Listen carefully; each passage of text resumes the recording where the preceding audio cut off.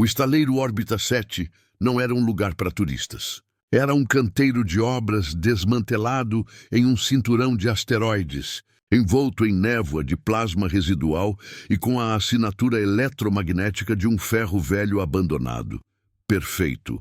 Zara Boost Volkov acariciava o painel de sua nave, a Vesper, que mais parecia um iate de lazer de luxo do que um couraçado de contrabando modificado.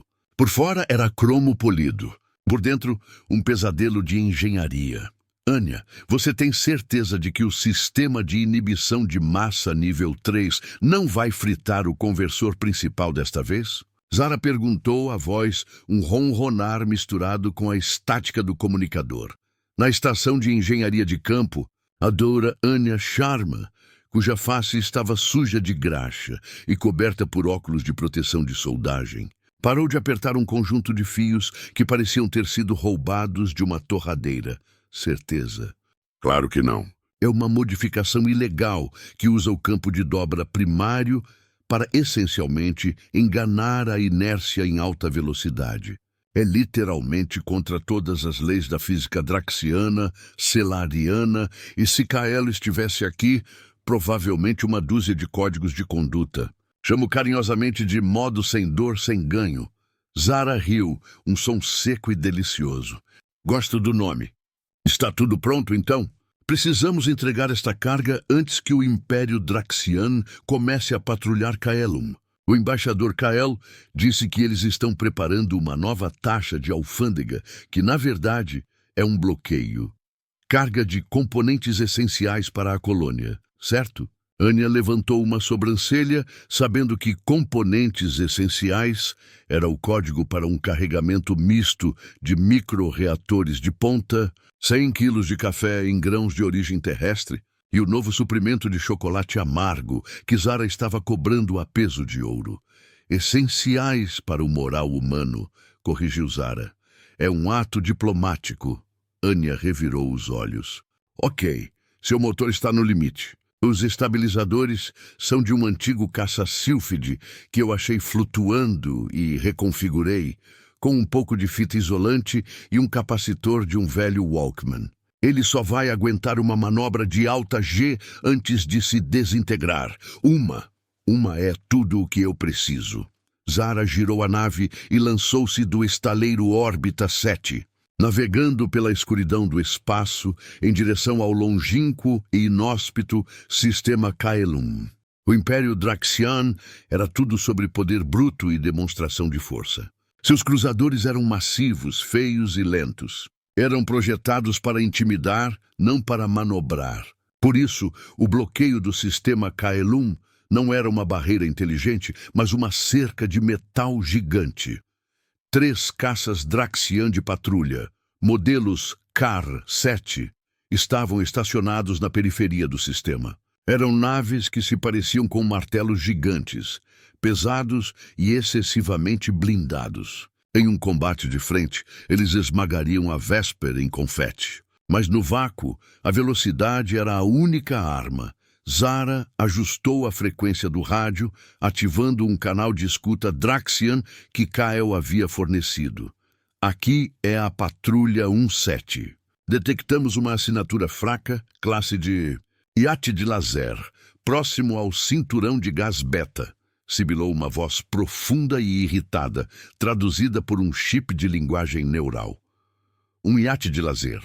Neste setor, que insolência humana, respondeu a Patrulha 29. Prepare-se para a interceptação. Certifiquem-se de que a apreensão seja dentro dos protocolos. Precisamos mostrar ao embaixador Kael que levamos a sério a taxa de água. Zara sorriu. Kael realmente tinha o dom de irritar seus inimigos com burocracia. Anya, eles me viram.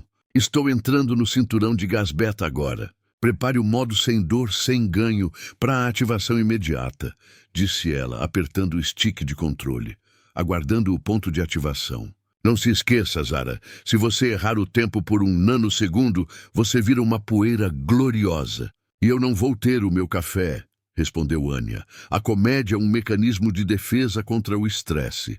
Sem pressão, então.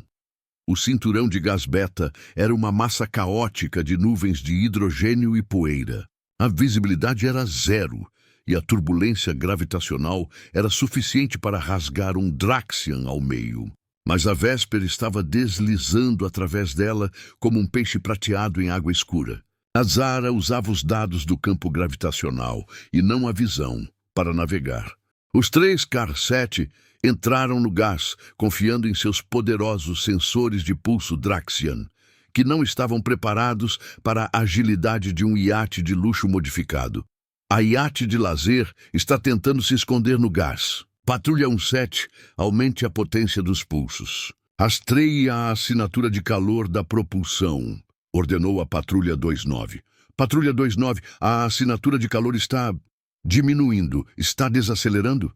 Impossível. A nave humana só pode estar avariada. Patrulha 17, prepare a abordagem. A Patrulha 33 e eu ficaremos de cobertura.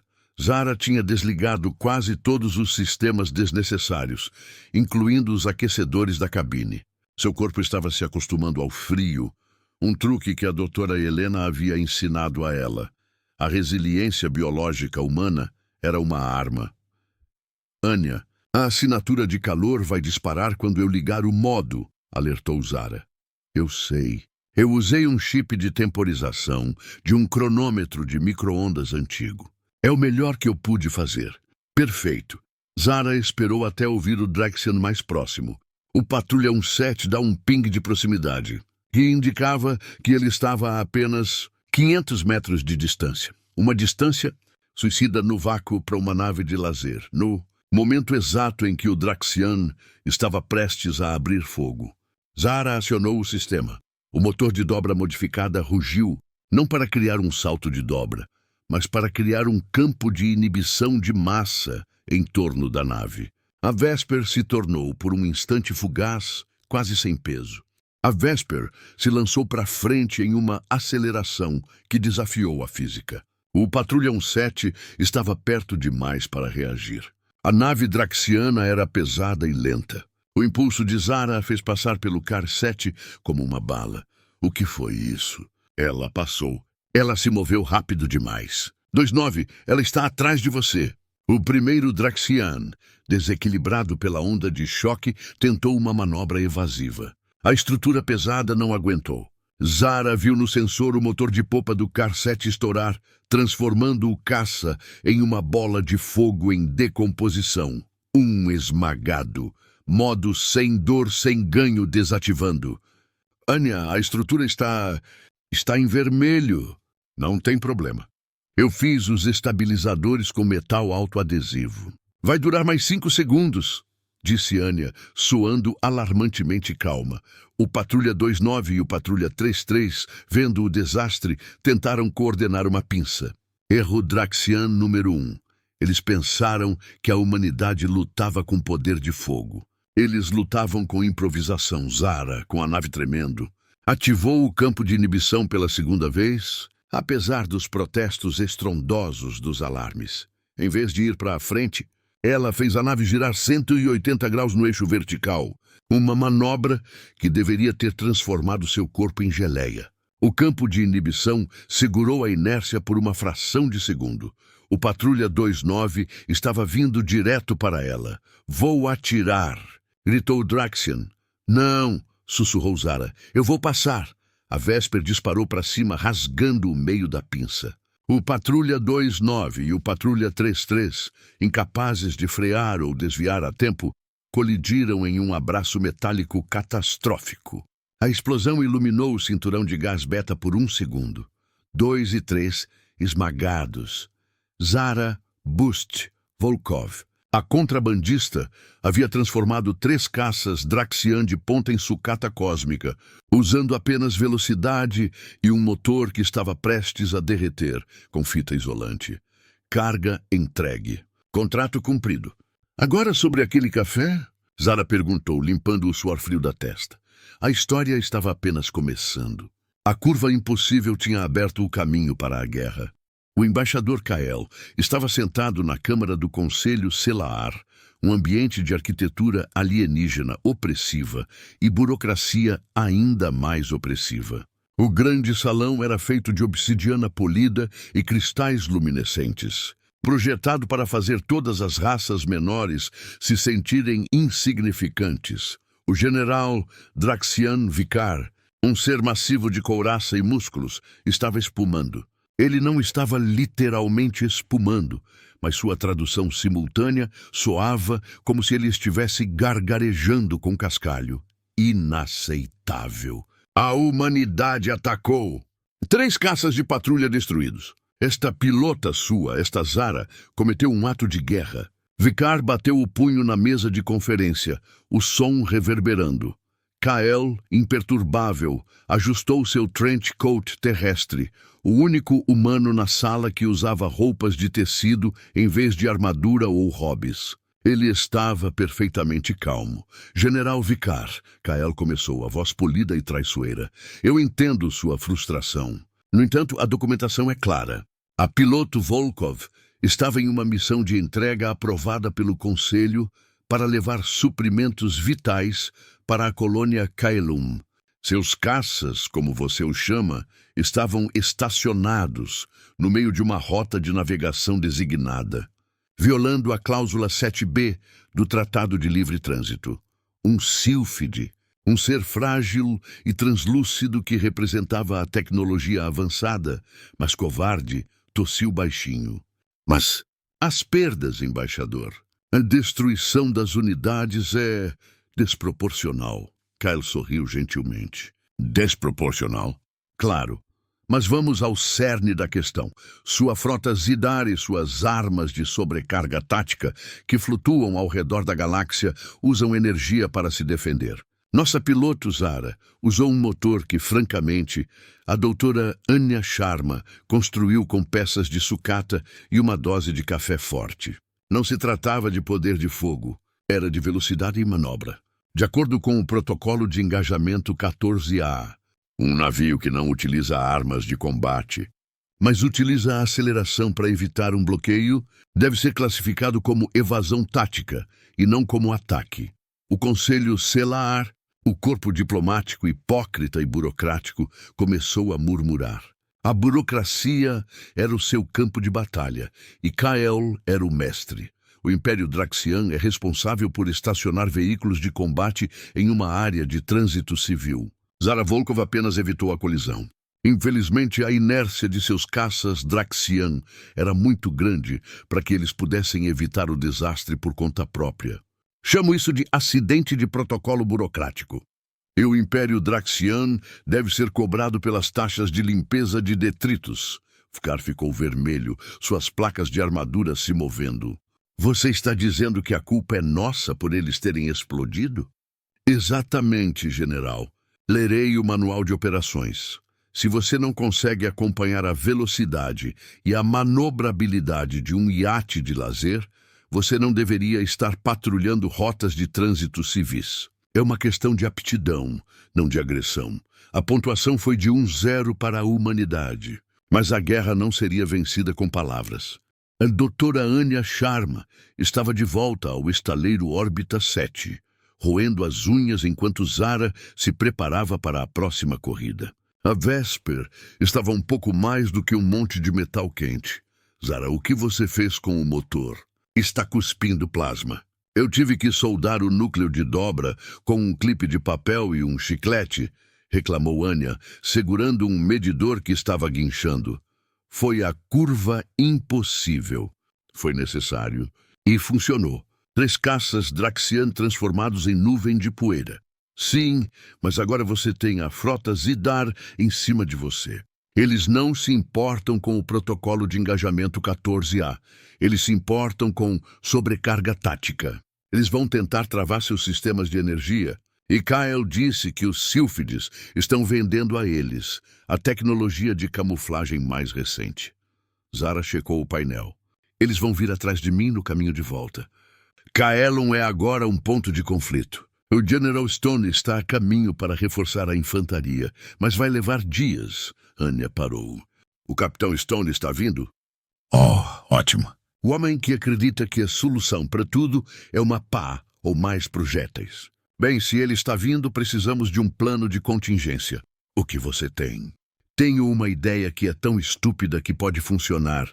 Preciso que você me traga uma coisa. Uma encomenda especial do planeta de ferragens mais próximo. O quê? Anya abriu um sorriso maníaco. Preciso de um monte de papel alumínio e alguns amplificadores de sinal de TV antigos. Vamos dar ao Zidar a maior dor de cabeça eletromagnética da história galáctica. No solo de Caelum, a doutora Helena estava cuidando da colônia. Caelum era um planeta de fronteira, inóspito e com flutuações de gravidade que iam de 1G a 1.5G, e o clima era um teste de estresse constante. Enquanto a maioria das raças alienígenas morreria de exaustão ou doença em Caelum, os humanos estavam prosperando, doutora Helena. Os Zidar estão enviando drones de reconhecimento.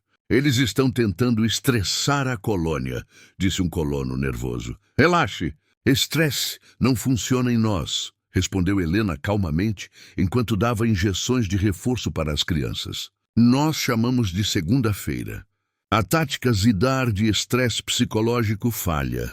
Eles não entendem que a raiva humana é o nosso maior motor. E o tédio é o nosso pior inimigo. Helena estava adaptando os colonos ao ambiente. Ela havia descoberto que o corpo humano, sob estresse gravitacional constante, produzia um excesso de glóbulos vermelhos, o que aumentava a resistência e a cura. Ela também tinha uma carta na manga: a doença Zidar. Os Zidar haviam lançado um vírus lento e silencioso, projetado para quebrar o sistema imunológico humano ao longo do tempo. Helena, uma xenobióloga brilhante, não estava preocupada. Eles pensaram que o vírus Zidar mataria todos nós. Mas o que o vírus Zidar faz? Ele enfraquece a resposta celular. O que a humanidade tem em abundância? Gripe comum, resfriados, alergias. Meu corpo está lutando contra a poluição da Terra e o pólen de Caelum ao mesmo tempo. A doença Zidar é apenas mais um resfriado. Eu criei um antídoto usando um vírus da gripe humana comum.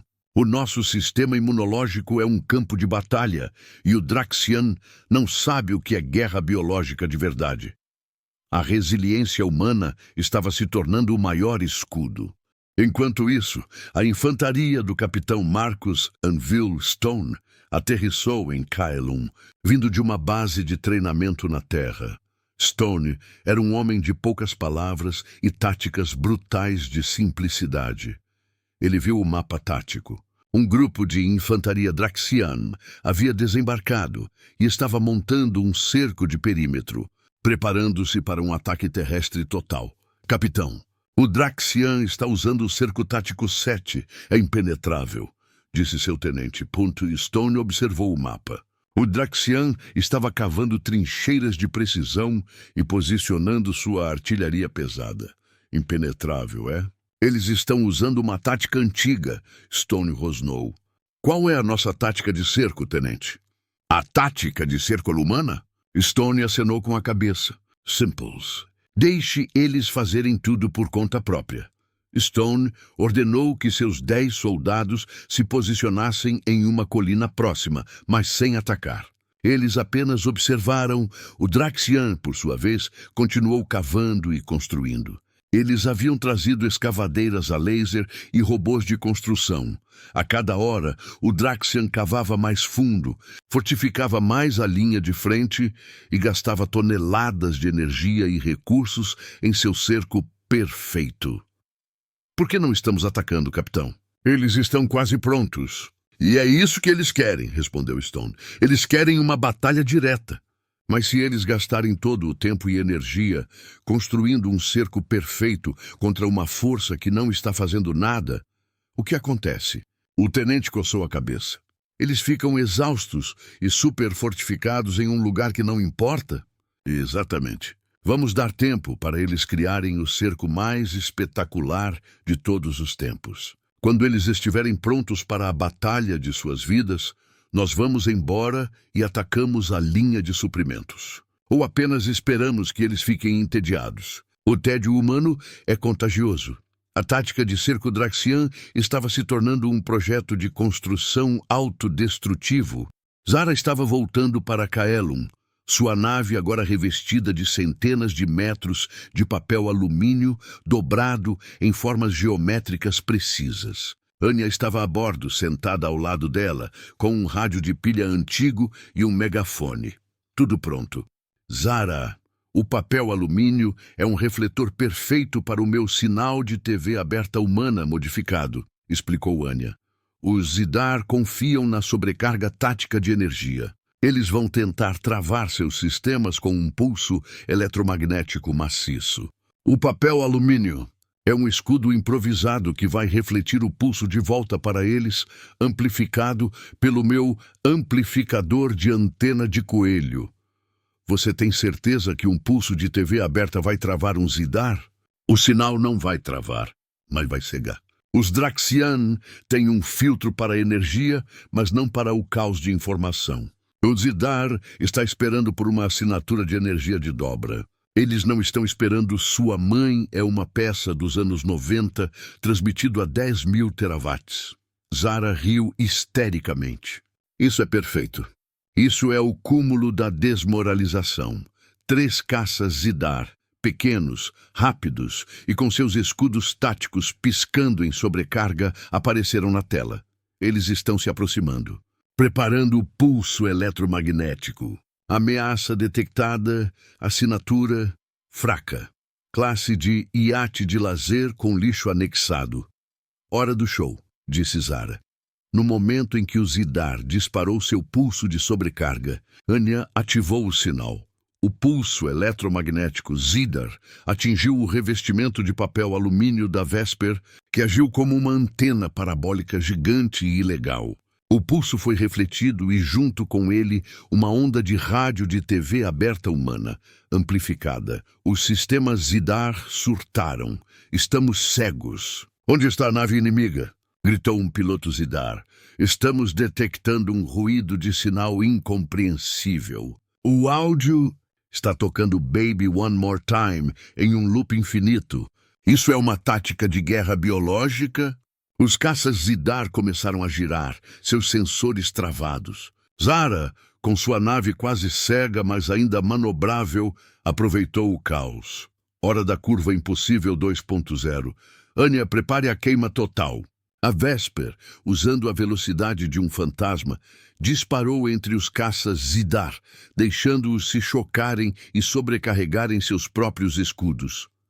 A carga de café e chocolate estava segura. A humanidade havia vencido a primeira fase do conflito com burocracia, gambiarra e velocidade. Mas a guerra estava longe do fim.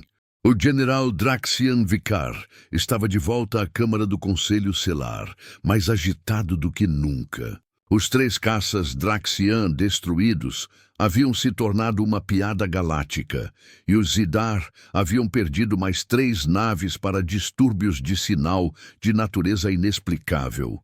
O Conselho Selar deve agir. O iate de lazer. Esta Vesper está contrabandeando suprimentos militares. O embaixador Kael está mentindo. Ele, no entanto, havia passado a semana em silêncio. Ele estava sentado lá, lendo um contrato que parecia ter sido impresso em papel de arroz velho. General Vicar, Kael disse, finalmente baixando o papel. Eu lhe asseguro que a nave Volkov não está transportando armas. Ela estava transportando componentes essenciais. Mentira. Ela levou projéteis explosivos para o seu capitão Stone. Kael suspirou, puxando um cartucho de papel. Ah, sim. O capitão Stone.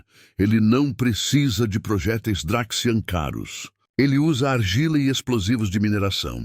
O que a senhora Volkov estava transportando era sal de cozinha. O silêncio caiu sobre a sala. Sal de cozinha? Perguntou um sílfide confuso. Sim, cloreto de sódio. O único item que a frota Zidar está desesperada para ter. Kael sorriu.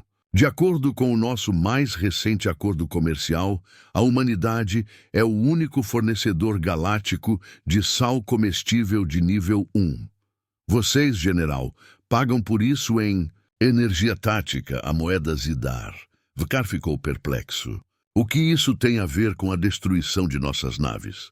Kael colocou o contrato sobre a mesa. Tudo. O acordo estabelece que, se um navio transportando um item de valor comercial for atacado, o atacante deve pagar 10 vezes o valor da carga perdida em sua própria moeda.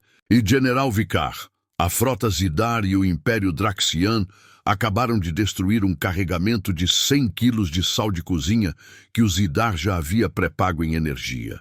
E adivinhe quem é o único cliente do Zidar para a tecnologia de sobrecarga tática.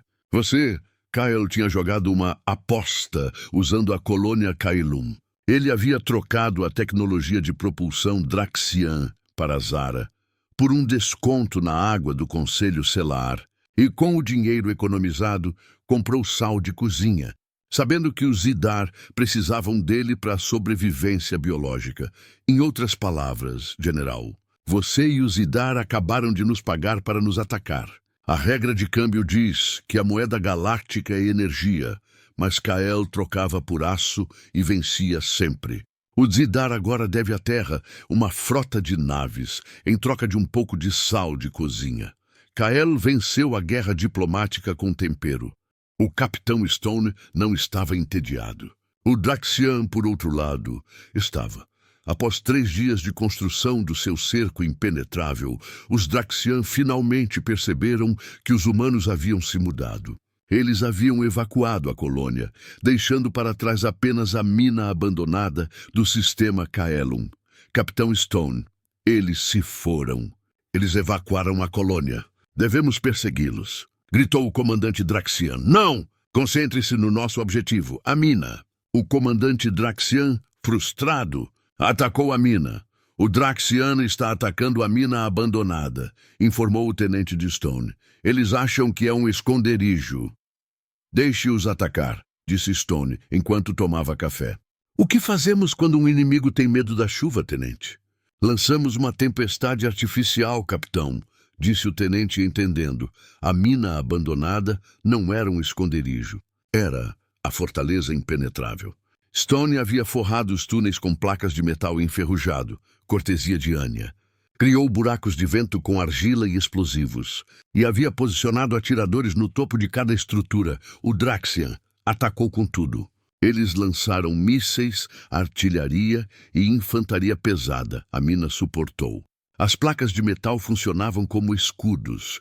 Os túneis faziam os mísseis explodir prematuramente, e a infantaria Draxian, acostumada a lutar em campo aberto, estava perdida. Então, Stone usou o truque do vento. Ele ativou os ventiladores da mina em uma frequência ressonante, criando um som que imitava uma tempestade tropical. O Draxian tinha um medo biológico da chuva, e o som os paralisou. Stone e seus 10 homens saíram da mina e começaram a abater os Draxian paralisados um por um. Eles eram apenas 10. O Draxian achou que eram 1000. O Draxian recuou. Stone usou a tática do cerco 2. Ninguém quer este lixo. A mina era uma fortaleza porque não tinha valor. A Dra. Helena estava em sua clínica de campo improvisada. Ela havia usado a areia do deserto de Kaelum para fazer vidro para seu laboratório. E o suporte de vida modificado com peças de carro, cortesia de Anya, estava funcionando perfeitamente. O general Draxian Vicar, no auge do seu desespero, havia finalmente se voltado para a guerra biológica. Ele havia forçado os sílfides a lançarem um gás de veneno lento. O veneno sílfide era conhecido em toda a galáxia por sua ação lenta e indetectável. Era uma morte agonizante. Helena, no entanto, estava sorrindo. Ela tinha um paciente humano com um corte profundo. Ela aplicou um coagulante alienígena que não estava funcionando. Doutora Helena, o paciente está sangrando. O coagulante alienígena não funciona. Claro que não. Nossos corpos são muito diferentes. O sangue humano cura coisas que a medicina galáctica não pode. Helena pegou uma seringa e aplicou uma dose do veneno sílfide no braço do paciente. O paciente começou a gritar e então parou. O que você fez? Ajustei a dose. O veneno sílfide é lento, certo? A morte vem em 48 horas. Então, eu criei uma dose humana, Helena disse, com a calma de quem está fazendo um experimento culinário. Ela injetou no paciente o que parecia ser um extrato de pimenta. O paciente guinchou, tossiu e então o sangramento parou. O que era isso? O veneno Sylphid é um retardador. Ele paralisa as células de coagulação. O que eu injetei foi um acelerador de adrenalina humana e pimenta extraída da terra. Ele acelerou a reação do veneno e forçou o corpo a rejeitá-lo em uma única convulsão. O corpo humano, quando atacado, sempre luta para se curar mais rápido do que é atacado. A cura não veio de um antídoto, mas da aceleração do corpo humano. O paciente estava curado em 3 minutos. O Império Draxian pensa que o veneno alienígena é lento. Doutora Helena criou uma dose humana mais rápida. A raiva humana é o antídoto. A imunidade humana é uma arma. A guerra biológica havia falhado. A doutora Anya Sharma estava no bunker de comunicação de Kylum, cercada por telas e fios. Ela estava tentando hackear a rede de defesa Draxian para que Stone e Zara pudessem se coordenar. O firewall Draxian é impenetrável, doutora Anya. Tem 1 bilhão de camadas. Anya estava digitando furiosamente, seus dedos voando sobre um teclado que ela havia modificado com botões de brinquedo.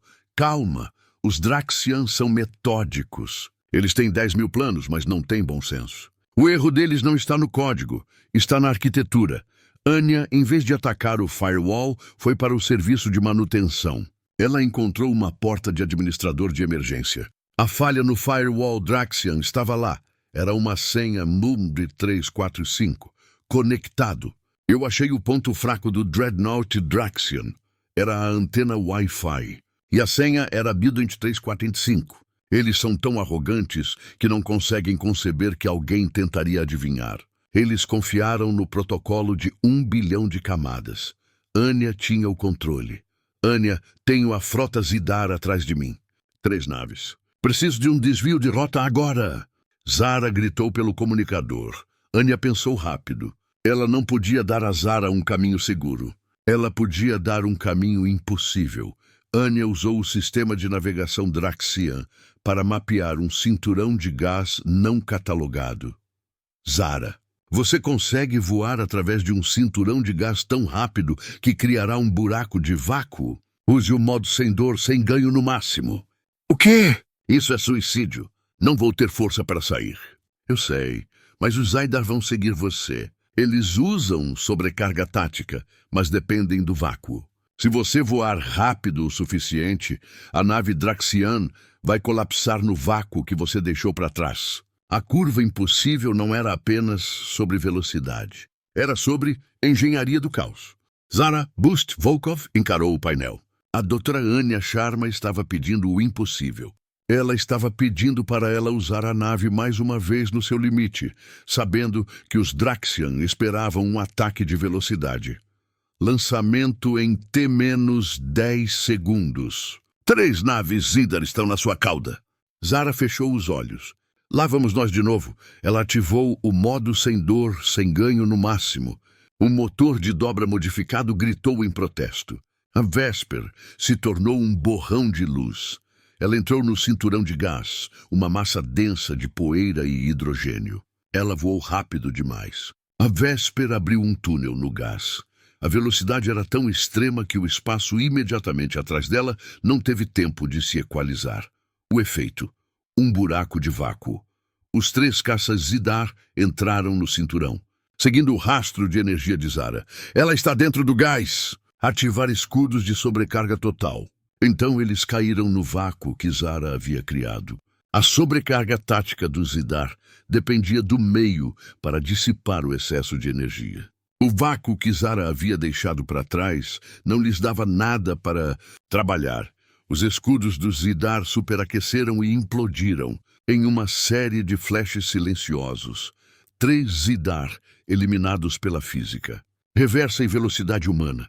Zara saiu do cinturão de gás. A Vesper soltando fumaça e com o motor à beira da falência. Anya, motor a 0,1% de eficiência. A nave é uma casca. Não tem problema, Zara. Estaleiro órbita 7, última esperança. Temos uma surpresa para eles. O Império Draxian, humilhado pela burocracia de Kyle, a simplicidade de Stone e a loucura de Anya e Zara. lançou o ataque final.